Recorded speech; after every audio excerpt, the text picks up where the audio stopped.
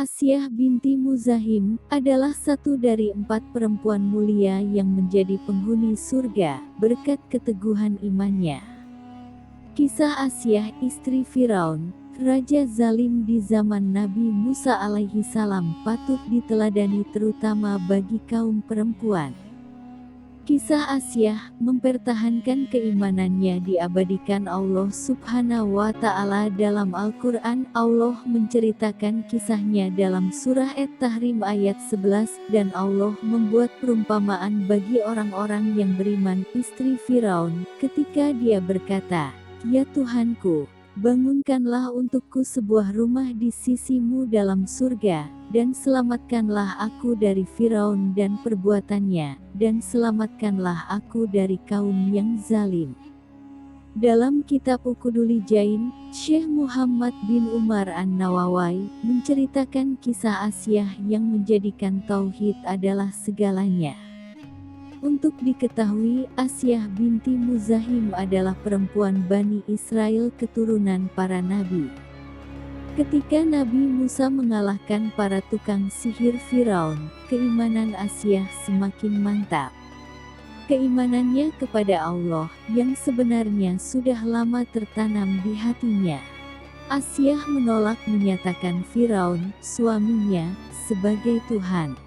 Dalam tafsir Murrah Labib disebutkan bahwa benih-benih iman dalam hati Asyah mulai tampak ketika ingin mengasuh Nabi Musa yang dihanyutkan di sungai. Saat itu Asyah memohon kepada suaminya Firaun untuk tidak membunuh bayi mungil tersebut. Bahkan ia meminta untuk menjadikannya anak angkat. Asyah berkata, "Ia bisa menyenangkan hatiku dan hatimu, maka janganlah kau membunuhnya, karena bayi ini berasal dari negeri lain, bukan Bani Israel. Semoga bisa bermanfaat bagi kita." Firaun pun mengabulkannya. Setelah Nabi Musa tumbuh dewasa dan diangkat sebagai nabi utusan Allah, para tukang sihir berhasil dikalahkannya. Setelah mengetahui kekalahan tukang sihir itu, keimanan Asyah semakin teguh. Asyah semakin yakin bahwa ada zat yang menciptakan dan mengatur urusan manusia, bukan Firaun suaminya yang mengaku mampu menghidupkan dan mematikan manusia. Keimanan Asyah pun akhirnya diketahui oleh Firaun. Setelah mengetahui jelas keimanan istrinya, Firaun pun menjatuhkan hukuman dan siksa yang berat. Kedua tangan dan kaki Asyah diikat. Ia ditelentangkan di atas tanah yang panas, wajahnya dihadapkan ke terik sinar matahari. Malaikat menutup sinar matahari sehingga siksaan itu tidak terasa. Tak cukup sampai di situ, Firaun kembali memerintahkan para algojonya untuk menjatuhkan sebongkah batu besar ke dada Asyah. Nauzubillah, sungguh siksa yang amat berat dan tidak manusiawi.